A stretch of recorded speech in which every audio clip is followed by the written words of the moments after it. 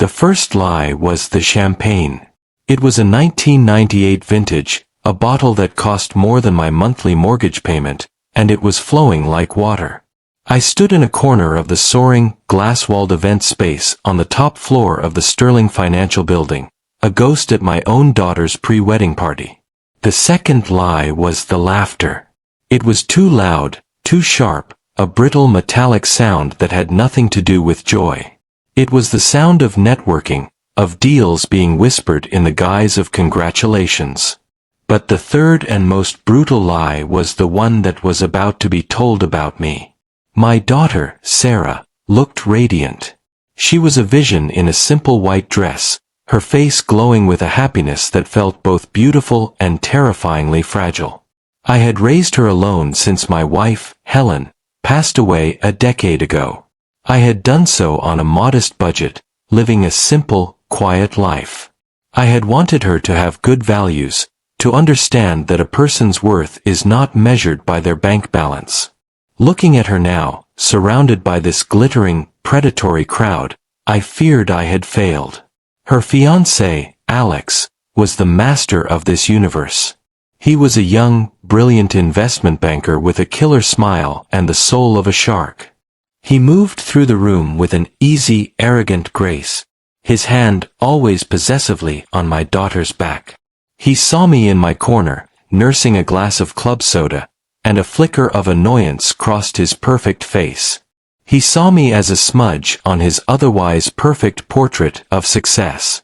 He strode over, his arm draped around his boss, a distinguished, silver-haired man named Mr. Davenport, the CEO of the firm. "Having a good time, Tom?"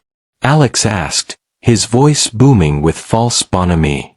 Before I could answer, he turned to his boss. "Mr. Davenport," he said, a cruel, conspiratorial grin spreading across his face. "I'd like you to meet Sarah's father, Thomas.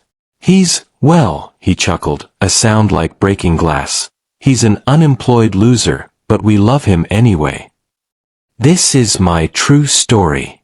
My son-in-law introduced me as a poor, unemployed loser at my daughter's wedding. He had no idea I was his new boss, and he was about to be fired. If you enjoy powerful stories like this, don't forget to subscribe for more. The words hit me with a physical force. Unemployed loser. In front of this powerful man, in front of the colleagues who respected him, my daughter's fiancé had just summarized my entire existence, my 40 years of quiet, diligent work, my life as a father and a widower, with two casual, crushing words. I looked at my daughter, hoping to see a flicker of outrage, of defense. I saw nothing. She just smiled, a tight, nervous little smile, and looked at the floor, embarrassed. Embarrassed by me. My heart, a steady engine that had weathered 67 years of life, seemed to crack. But then, something remarkable happened. Mr. Davenport, the CEO, did not laugh. He did not offer a pitying smile.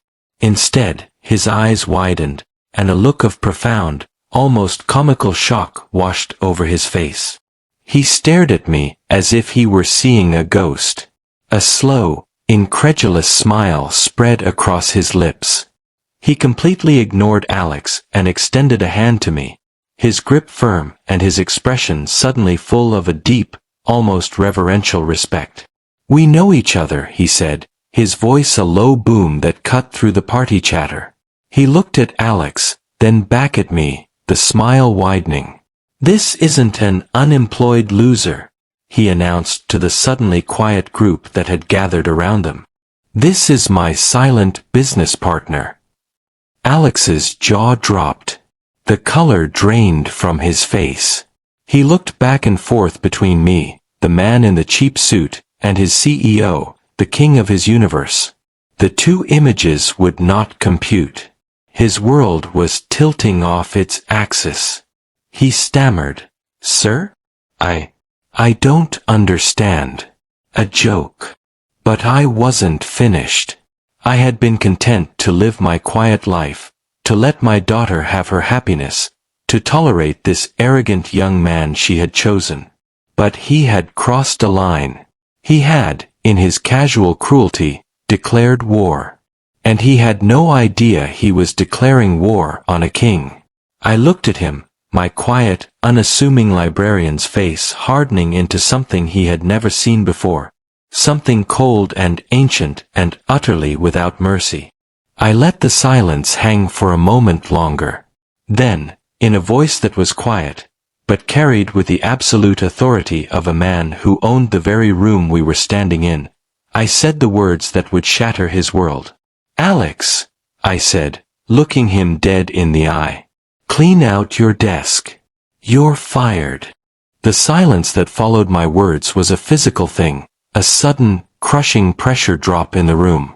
The brittle laughter, the clinking glasses, the hum of conversation, it all vanished, sucked into a black hole of disbelief. Alex just stood there, his mouth slightly agape, his handsome face a mask of utter, uncomprehending shock. The champagne flute he was holding slipped from his fingers and shattered on the marble floor, a sound that seemed unnaturally loud in the dead quiet. Mr. Davenport, my partner, recovered first. He was a man accustomed to swift, decisive action. He saw the catastrophic blunder his star employee had made, and he moved to contain the damage. "You heard him," Davenport said, his voice a low growl directed at Alex. He then turned to a subordinate hovering nearby. "Get security up here. Now. Escort Mr. Thompson's former employee from the premises."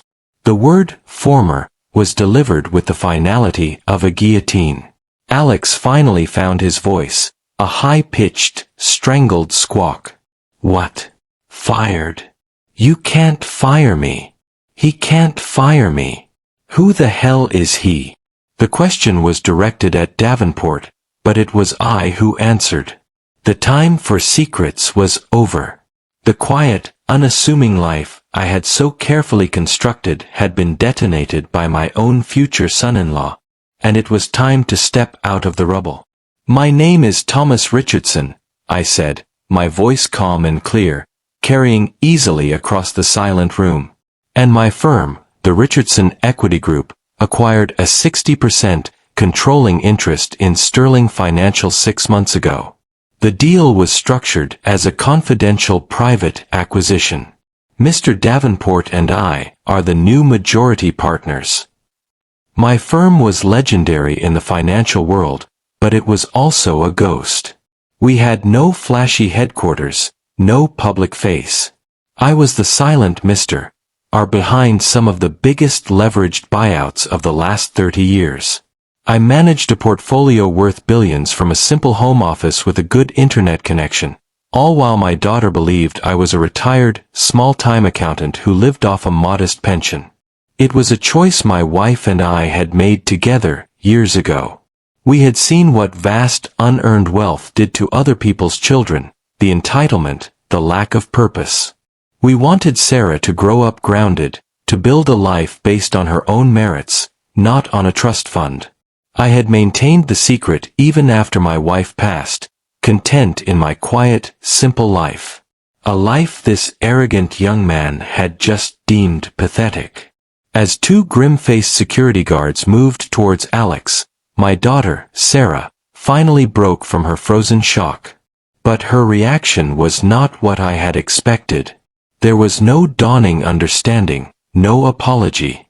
There was only a furious, tear-streaked rage, directed not at the man who had just publicly humiliated her father, but at me. "What did you do?" she cried, rushing to Alex's side as if to shield him. "You humiliated him. You ruined our wedding.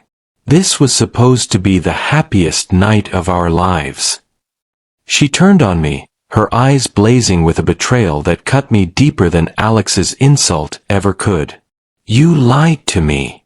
My whole life, you lied to me. Who are you? You did this all because of a stupid joke? This is all your fault." She was defending him. She was choosing the man who had called me a loser over the father who had raised her. In her eyes, my secret, my attempt to give her a normal life, was a betrayal far greater than his casual, public cruelty. I saw Alex's expression shift from terror to a flicker of cunning triumph. He saw his opening. He could paint me as the villain, the cruel, secretive billionaire who had used his power to crush a young man over a minor slip of the tongue. He could use my own daughter as his shield. As the guards took a bewildered but now defiant Alex by the arms to lead him away, Sarah clung to him, sobbing. "I'm coming with you," she declared, shooting me a look of pure hatred. She turned and stormed out of the room with them, leaving me standing alone in the wreckage of my own party. The whispers started immediately, a low, venomous tide of speculation from the wealthy guests. I had revealed my power, but in doing so, I had lost my daughter. The victory felt as hollow and bitter as ash in my mouth. Was she right? Had I overreacted? In my wounded pride, had I just destroyed my only child's happiness? The questions swirled in my mind, a cloud of doubt and regret. But as I stood there, watching my daughter walk away with a man who despised me, a cold, hard certainty began to form in my gut. This wasn't just about a stupid joke. A man who could be that cruel, that dismissive in public, was a man capable of far worse in private. Alex's disrespect wasn't a slip of the tongue. It was a symptom of a much deeper disease. And I, the man who had just been revealed as a master of the financial universe, was about to launch the most important investigation of my life. The immediate aftermath was a deafening silence. The wedding, scheduled for the following Saturday, was postponed indefinitely, according to a terse email sent out by Sarah's mother-in-law-to-be. My daughter refused to take my calls. My texts went unanswered.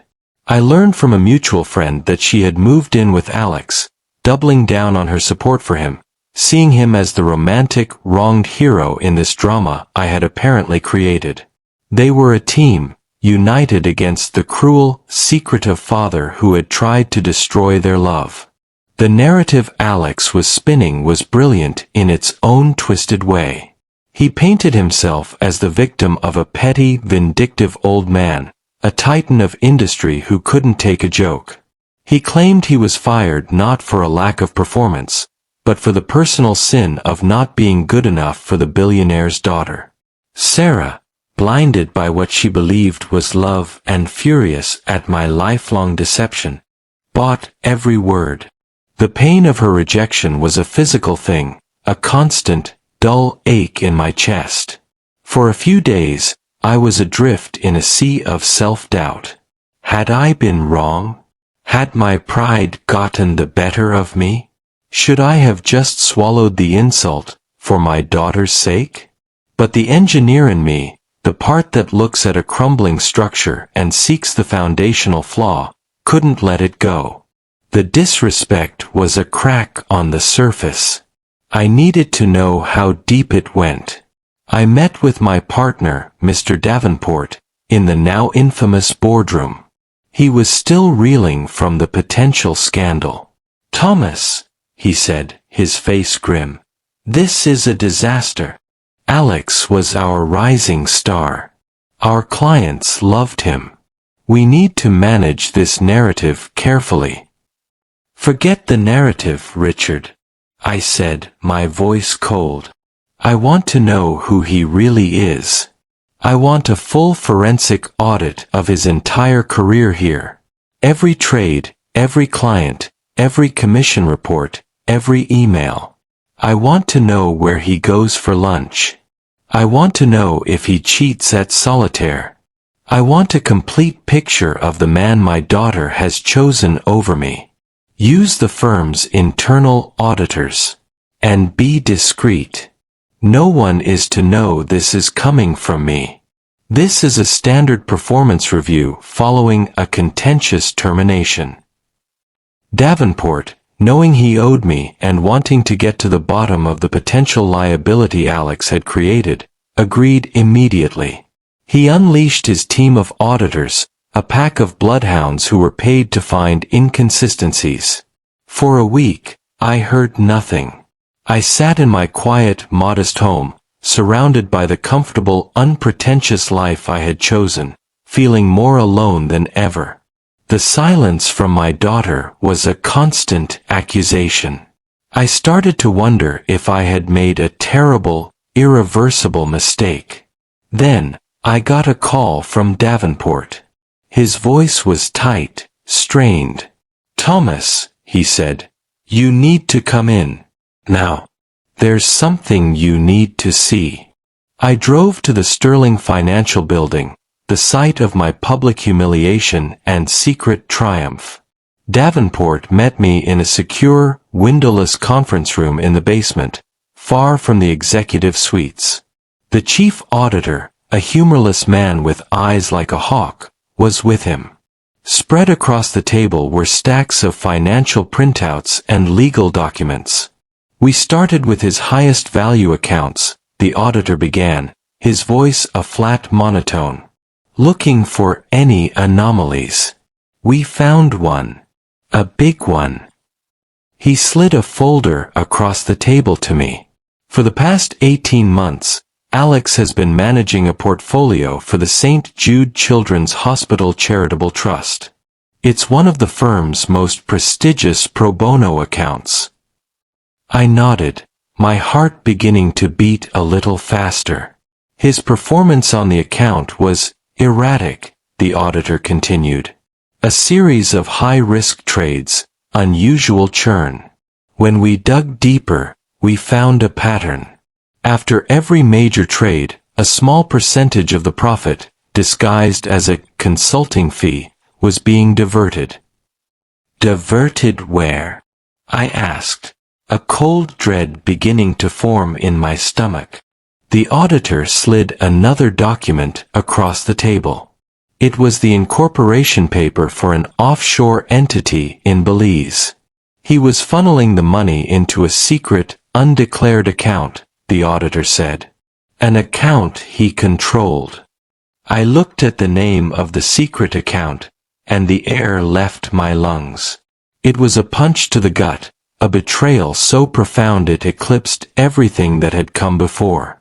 The name on the account, the secret fund built with money stolen from a children's hospital, was the S&A Future Fund.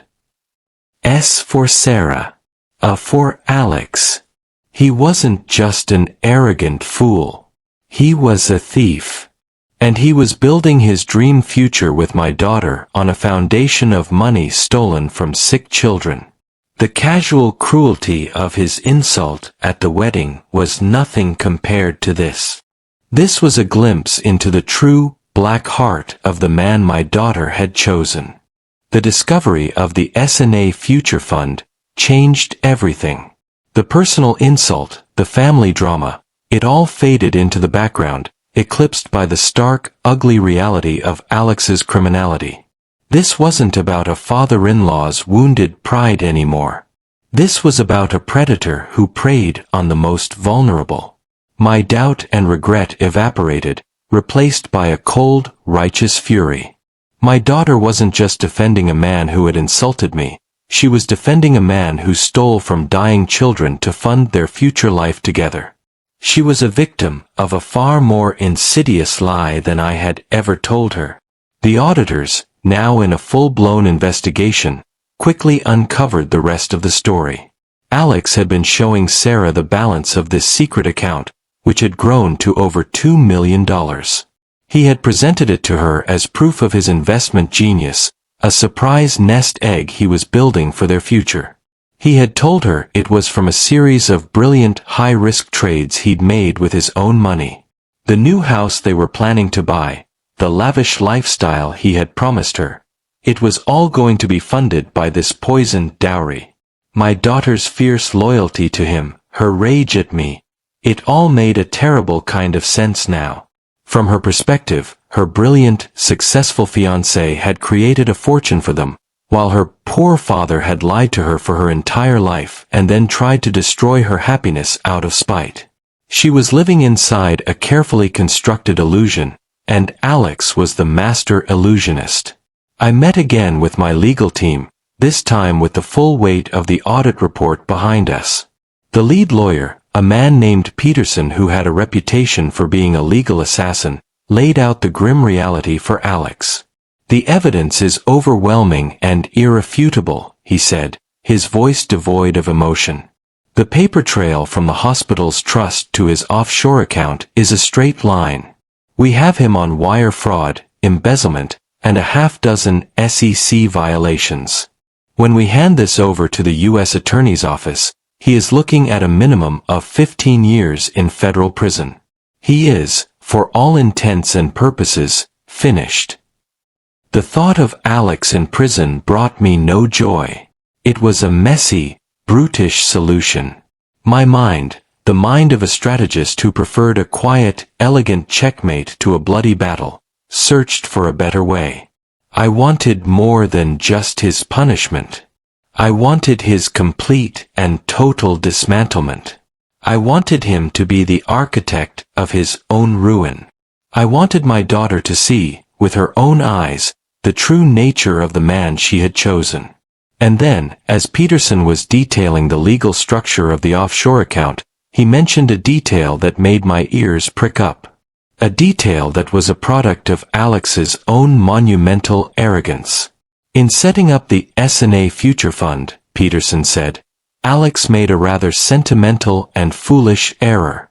He wanted the fund to be a gift to Sarah, a grand romantic gesture. So he structured the account with Sarah named as the primary, irrevocable beneficiary.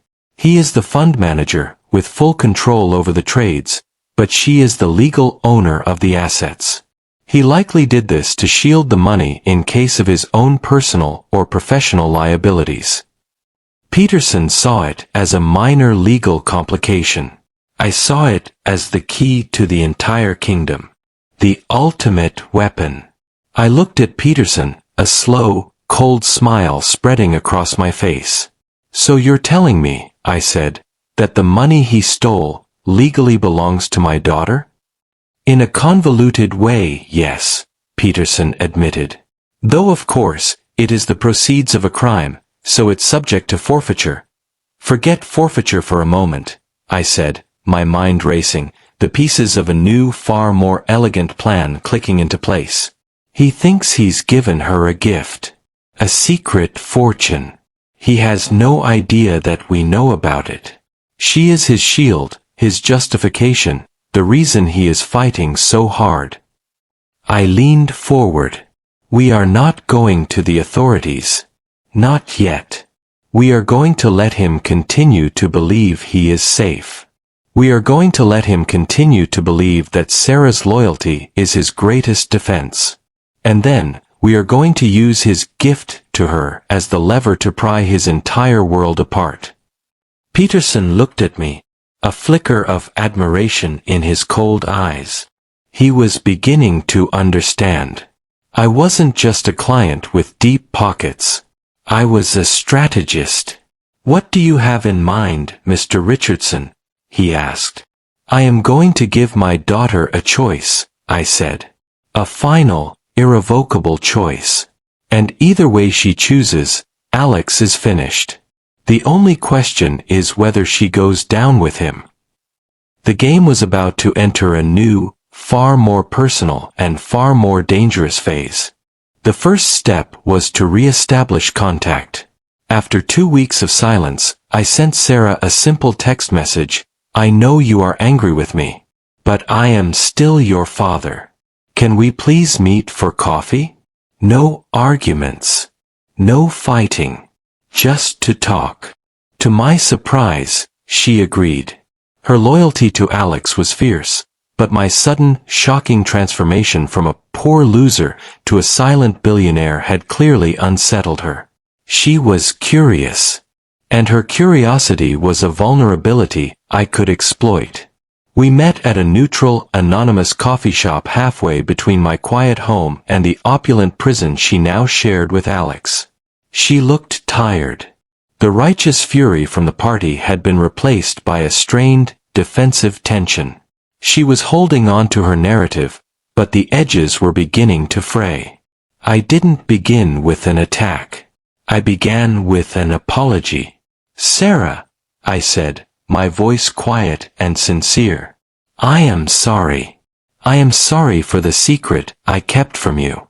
My wife and I, your mother, we thought we were doing the right thing.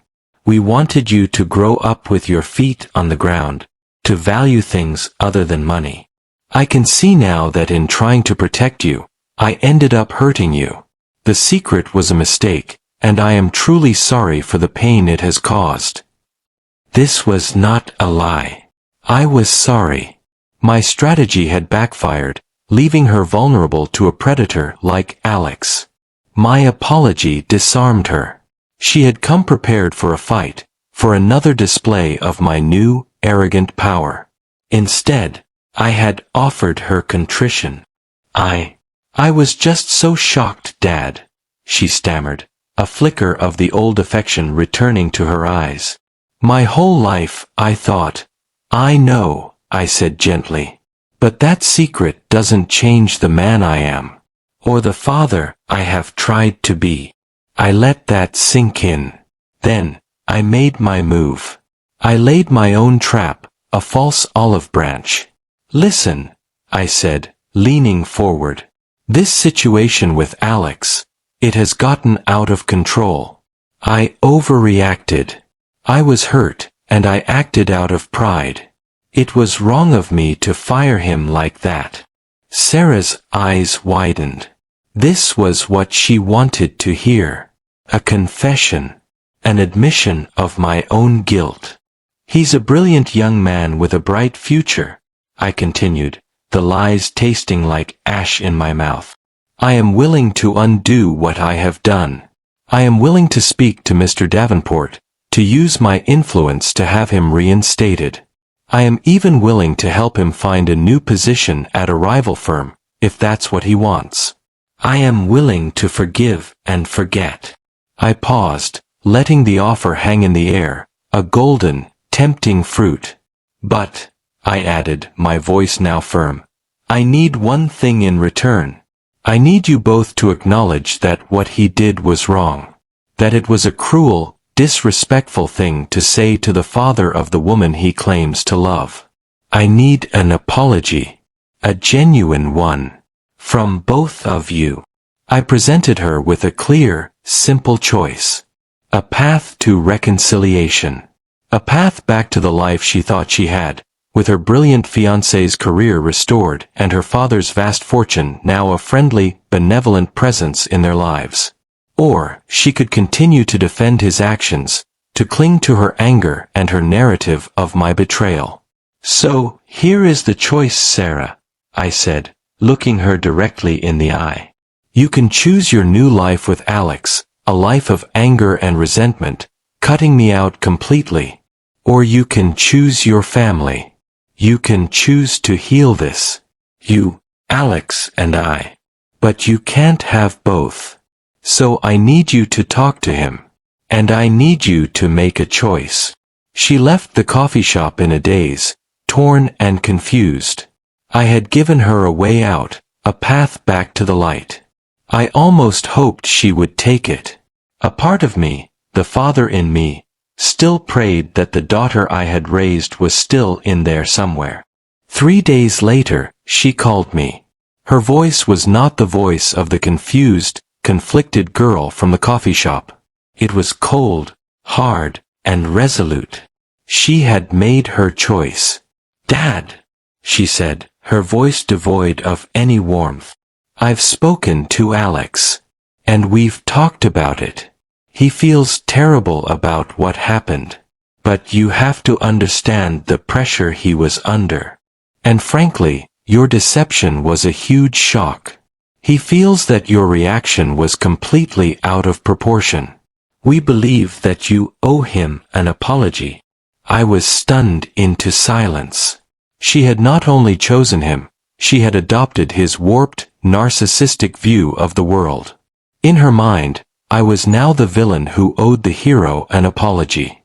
"We are willing to move forward," she continued, her voice like a pre-recorded message, But we can't do so until you acknowledge the damage you've done. Alex is a brilliant man, a man you tried to destroy out of spite. He is my future. We don't need you, and we certainly don't need your secret blood money. Blood money. The words were a slap in the face. My life's work, the fortune I had built with integrity and silence, reduced to a grubby, shameful secret. That was the moment the last vestige of hope for a peaceful resolution died. She had made her choice. She had chosen the wolf. And she had no idea she was living in his den. My voice, when I finally spoke, was quiet and heavy with a sadness so profound it felt like a physical weight. I understand, Sarah, I said. I truly hope you and Alex will be very happy with the future you've built. I hung up the phone. The grief I felt for the loss of my daughter was immense. But it was now overshadowed by a cold, clear, and righteous purpose. I had offered her a lifeboat. She had chosen to stay on the sinking ship. I picked up the phone and dialed my lawyer. Peterson, I said. She made her choice. Proceed with Phase 2. Phase 2 was not an attack. It was an unwinding, a slow, methodical, and legally precise unraveling of the criminal enterprise Alex had so arrogantly constructed. We were not going to the authorities, not yet. That would be a messy, public affair, and my daughter would be caught in the crossfire. My goal was not to send Alex to prison, not initially. My goal was to strip him of his power, his credibility, and the stolen money that was the foundation of his hold over my daughter. I wanted to leave him naked in the court of his own consequences. The first step was a massive civil lawsuit, filed not by me, but by the St. Jude Children's Hospital Charitable Trust. My legal team, acting on behalf of the foundation I now secretly controlled, approached the hospital's board. We presented them with the irrefutable evidence of Alex's embezzlement. The hospital's lawyers, horrified and enraged, immediately agreed to be the public face of the legal action. This was a crucial strategic move. It was no longer a messy family dispute. It was a respected financial firm and a beloved children's charity against a rogue, criminal employee. The optics were devastating for Alex. The lawsuit itself was a work of art. It did not just name Alex as the defendant. It specifically named the S&A Future Fund as the primary target for restitution. It cited the offshore account number and demanded the immediate seizure of all its assets as the proceeds of a crime. We were not just suing Alex. We were suing the very future he had promised my daughter. The lawsuit was filed, and with it, a request for an emergency injunction. A judge, seeing the clear evidence of fraud against a children's hospital, granted it immediately. In a single morning, without a single phone call to Alex or Sarah, the $2 million fund, their secret nest egg, their dream future, was frozen solid. It was a ghost asset, visible on their statements but as untouchable as the moon. The summons was served to Alex at the lavish apartment he shared with Sarah. I can only imagine the sheer, heart-stopping terror of that moment. The life he thought was just beginning, the brilliant comeback he was planning, all vanished with the delivery of a single legal document. He would have immediately tried to access the offshore funds, to hire a team of high-priced lawyers to fight this. And he would have found the account frozen, his stolen treasure turned to digital dust. He was trapped. A general with no army and no war chest. He had the knowledge that I was somehow behind this, but he had no proof. The lawsuit was clean, a straightforward case between his former employer, a charity, and him. I was a ghost, a phantom pulling the strings from the shadows. The pressure on him must have been immense. The lawsuit was designed to be a slow-acting poison. It would grind him down, day by day, with motions, depositions, and legal fees he could not possibly pay. He had built his identity on being the smartest man in the room, the master of the financial game. Now, he was a defendant, a cornered animal, with no resources and no allies. His only remaining asset was my daughter. His shield. His victim. I knew he would cling to her, feeding her more lies, painting himself as the victim of a corporate conspiracy, a brave warrior fighting for their future. And I knew that, for a time, she would believe him. But the truth has a weight of its own. And the weight of this truth was about to become unbearable. While the civil suit ground on, my team began the next phase of the assault. We used the evidence from the audit to file anonymous, detailed whistleblower complaints with every relevant regulatory body. The SEC, FINRA, the IRS. We laid out the entire scheme, providing account numbers, trade histories, and dates. We were planting seeds in the fields of government bureaucracy, seeds that would sprout, in their own time, into a forest of federal investigations. Alex was no longer fighting a civil lawsuit he couldn't afford. He was now facing the slow, inexorable, and terrifying machinery of the United States government. He was being besieged from all sides, and he didn't even know who his true enemy was. He thought he was fighting a hospital. He had no idea he was fighting a silent, invisible army of lawyers and accountants, funded by a fortune he couldn't even comprehend, and commanded by the unemployed loser he had scorned. The beautiful, terrible irony was that his greatest crime, stealing from me, was the one thing he wasn't being prosecuted for, not yet. That was my final checkmate, the move I was holding in reserve. For now, I was content to watch him suffocate, to watch the life he had built on lies and theft crumble to dust around him, all while my daughter stood by his side, holding his hand, completely unaware that she was living in a house already on fire. The lawsuit against Alex was not a quiet affair. Evelyn Vance, the formidable lawyer representing the St. Jude's Trust, made sure of that. She leaked the story to a prominent financial journalist, framing it as a shocking tale of a rising star's fall from grace and a prestigious firm's betrayal of a beloved children's charity. The story was a bombshell. The Wolf of Sterling Price, the headlines screamed. Marcus's photograph was everywhere, his handsome, smiling face now looking like the mask of a con artist. The public narrative was set, and it was brutal. Marcus was no longer just unemployed, he was unemployable. His name was toxic. Every firm in the city, in the country, shut its doors to him. His former colleagues crossed the street to avoid him. The invitations to galas and exclusive parties stopped arriving. The world of wealth and power he had so desperately coveted, and so briefly inhabited, had ejected him like a virus.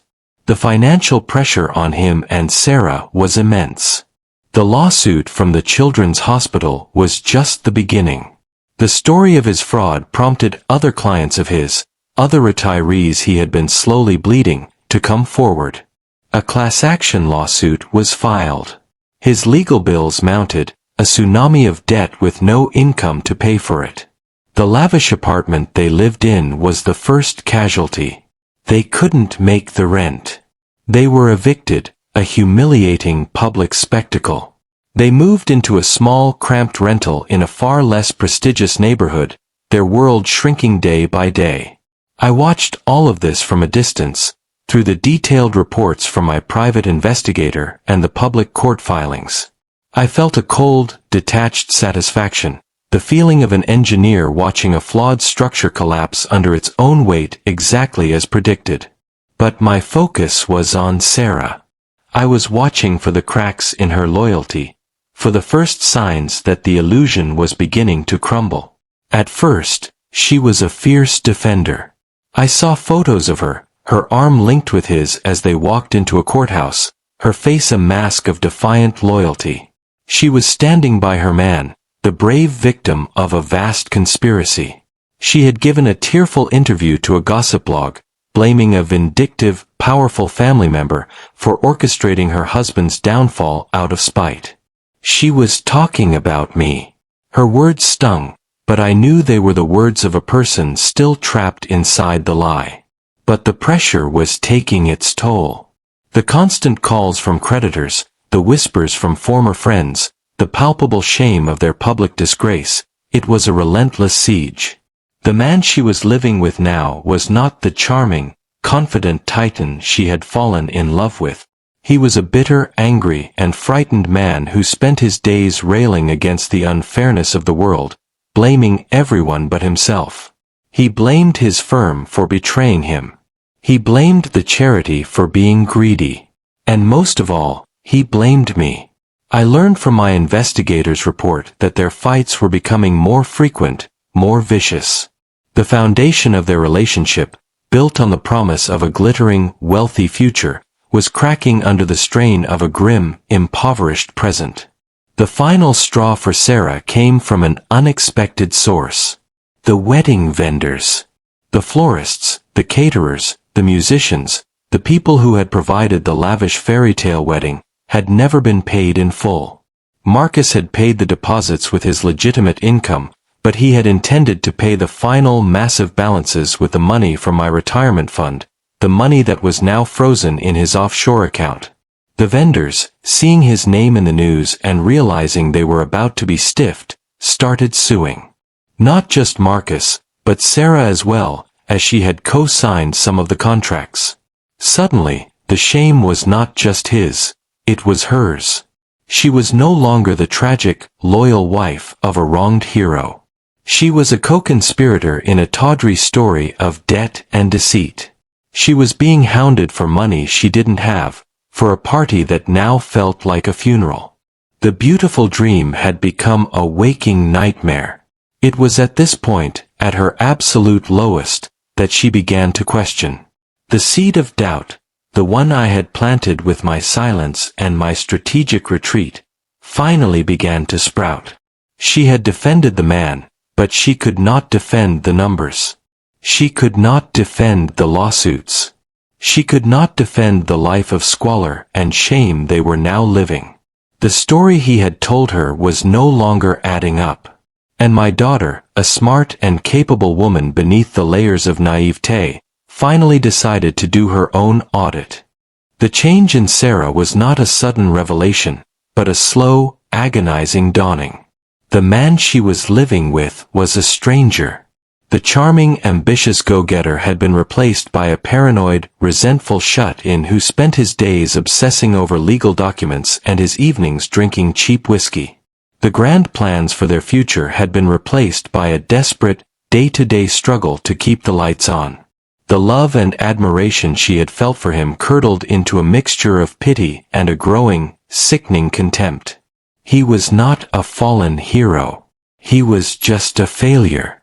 The cracks in her loyalty began to show in small ways. My investigator reported that she had started taking long walks by herself, her phone calls becoming more furtive and whispered. She took a job, a real job, as a barista at a coffee shop, a humiliating climb down for the woman who had expected to be managing a household staff. The shame of it was immense, but it was also the first step she had taken towards her own liberation. She was earning her own money, money that was clean, money that was hers. The pressure from the lawsuits was relentless. The class action suit from his other defrauded clients was moving forward. Depositions were scheduled. The legal process, which he had once mastered, was now a terrifying labyrinth he was forced to navigate with a court-appointed lawyer he despised. He became obsessed with the idea that I was the puppet master behind it all, that I was funding the lawsuits against him. He would rant to Sarah for hours about my infinite resources and my vindictive campaign to destroy him. In his mind, he was David fighting a monstrous Goliath, and this narrative was the only thing holding his fragile ego together. Sarah, however, was starting to see the story differently. She was living the consequences of his actions, not mine. My name was on none of the court documents that were piling up on their small kitchen table. The plaintiffs were a children's hospital and a group of heartbroken retirees. They were the victims, not him. The turning point came when they were forced to sell her car to pay a legal retainer. It was the last vestige of their old life, a symbol of the status and comfort she had so briefly enjoyed. As she handed over the keys to the buyer, a profound sense of loss and clarity washed over her. This was real. This was happening. And it was all because of him. She started to dig. She still didn't believe he was a thief. Not really. She believed he was a brilliant but reckless investor who had made a terrible mistake. She wanted to understand that mistake. She wanted to find a piece of evidence, a document, something that would prove he was a victim, not a villain. She wanted to save him, but more than that, she wanted to save the idea of him she had fallen in love with. Using the last of her personal savings, the money she had before she met Marcus, she did something incredibly brave and incredibly foolish. She hired a private investigator of her own. She didn't tell Marcus. She gave the investigator the name of the St. Jude Children's Hospital Charitable Trust and a single instruction: find out what really happened to their money. Find the paper trail. She had no idea she was paying to uncover the truth about her own engagement ring. She had no idea she was about to receive a report that would not only confirm her worst fears but would also reveal a level of casual, sociopathic cruelty in the man she loved that she could not have possibly imagined. The investigator was good.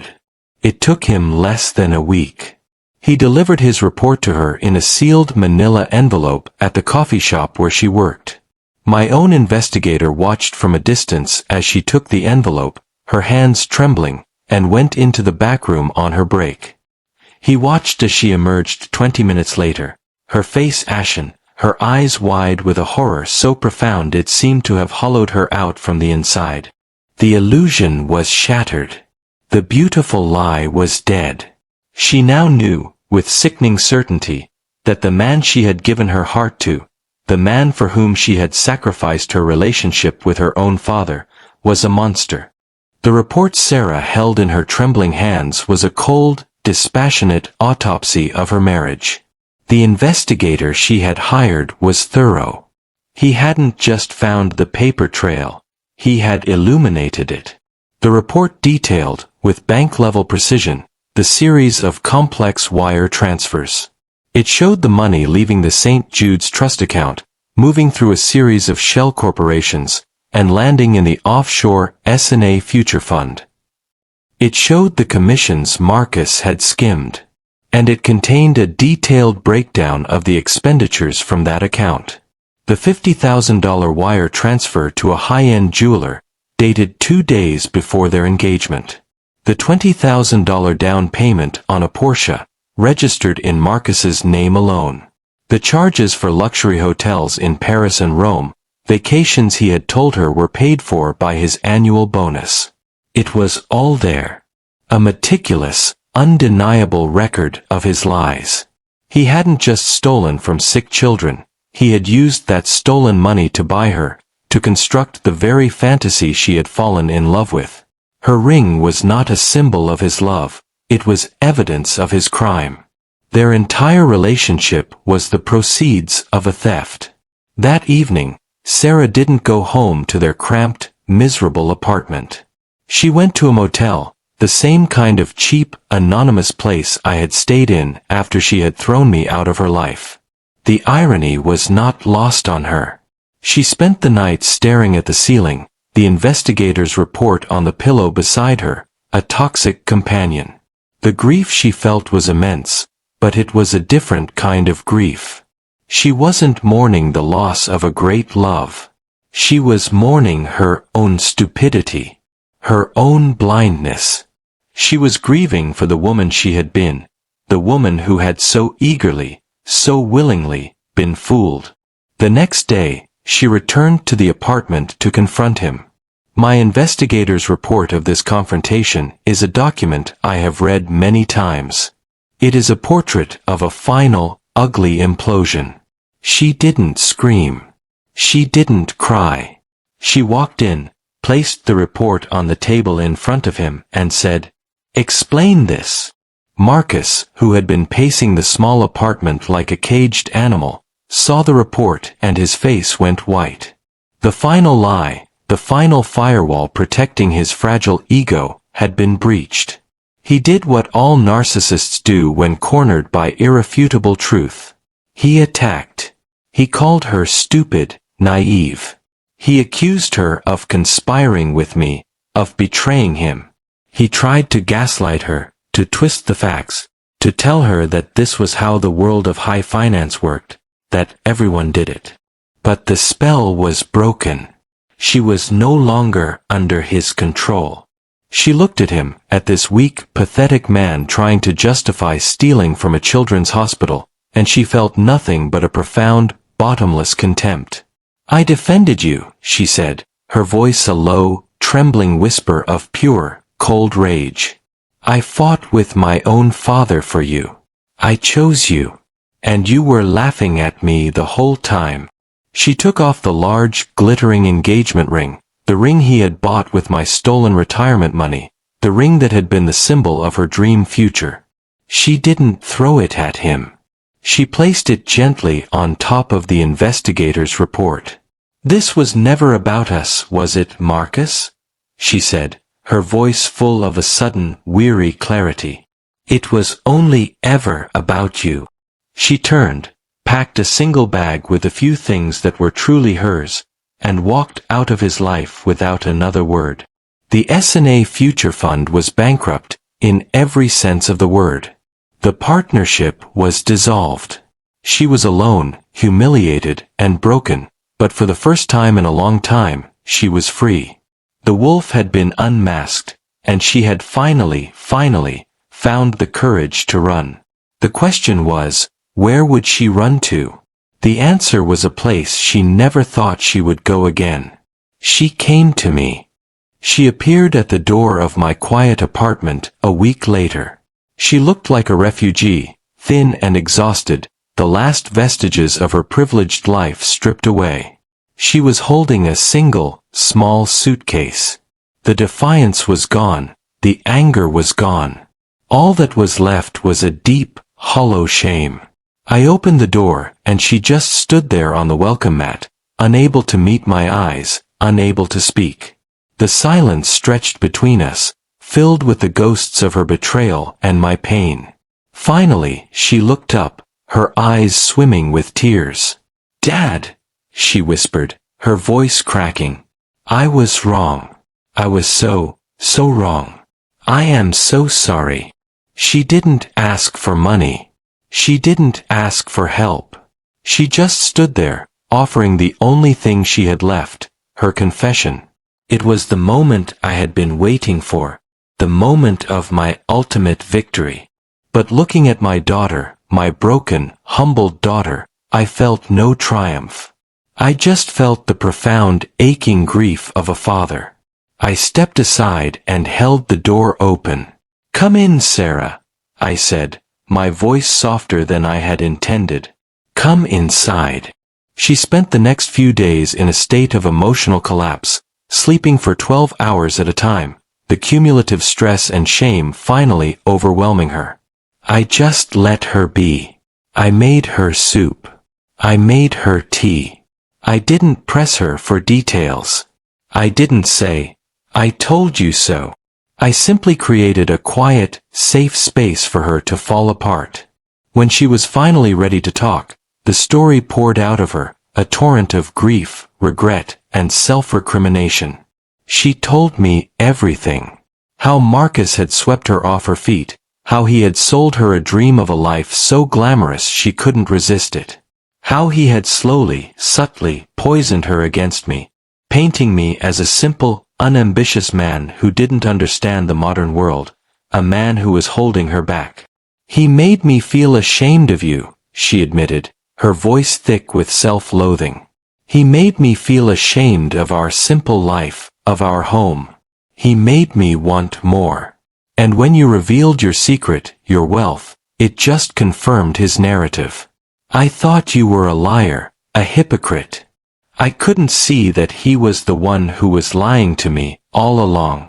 I listened, my heart aching for the young woman who had been so thoroughly manipulated, so completely conned.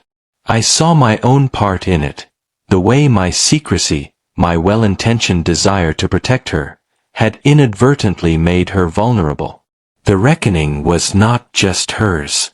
It was mine, too. After she had told me everything, she looked at me, her face full of a desperate, pleading hope. What happens now, Dad? Now that she was free from Alex's influence, now that her name was attached to lawsuits and scandals, what was she to do? She was unemployable, disgraced, a social pariah. I knew this was a critical moment. I could rescue her. I could write a check, set her up in a new apartment, and let her retreat back into a life of comfort. Or I could give her something far more valuable. A path to redemption. I can't fix this for you, Sarah, I said, my voice gentle but firm. You made choices. You have to own them. But I can offer you a chance to atone. A chance to do some good, to balance the scales. I told her about the children's hospital, about the money Alex had stolen from them. I explained that my foundation had already made the hospital whole, but the emotional and organizational damage remained. They need volunteers, I said. People to work in the records department, to help sort through the mess Alex's fraud created. It's unpaid. It's thankless. It's filing and data entry in a windowless basement. But it's a way to start paying back the debt. Not the financial debt. The moral one. I expected her to hesitate, to balk at the idea of such menial work. But she looked at me, her eyes clear for the first time in a long time, and nodded. Yes, she said, her voice firm. I'll do it. It was the beginning of her long journey back. A journey not to wealth or status, but to something far more valuable, her own self-respect. And it was a journey I would let her take on her own, watching from a distance, a quiet, hopeful father waiting for his daughter to find her way home. Sarah started her volunteer work at the St. Jude's Children's Hospital the following Monday.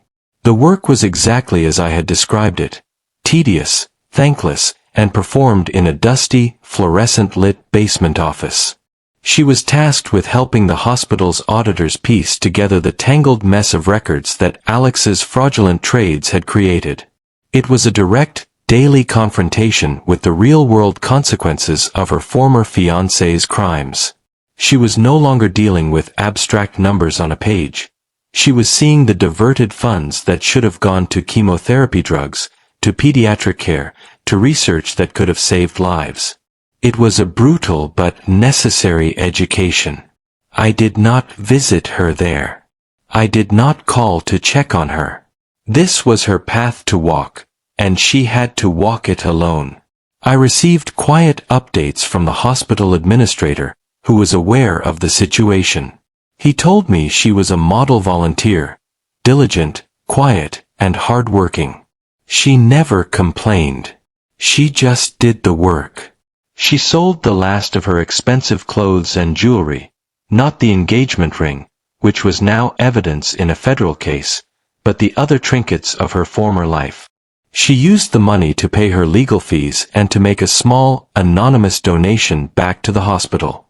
It was a drop in the ocean compared to what had been stolen, but it was a gesture that spoke volumes. It was an act of personal restitution. After 6 months of working in the basement, she was offered a paid, entry-level position in the hospital's fundraising department. She was no longer a volunteer, she was an employee, earning her own small salary, building a new life from the ground up. Her work became her passion. She had a unique perspective.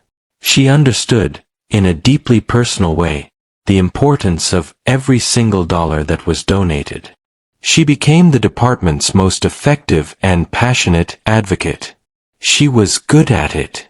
She was finding her purpose, not in the glamorous world of high finance she had once craved, but in the humble, essential world of helping others.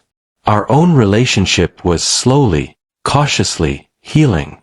We started having dinner once a week, at a simple, quiet neighborhood restaurant.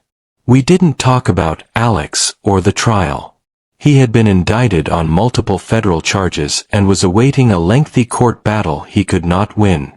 He was a ghost from a past we were both trying to forget.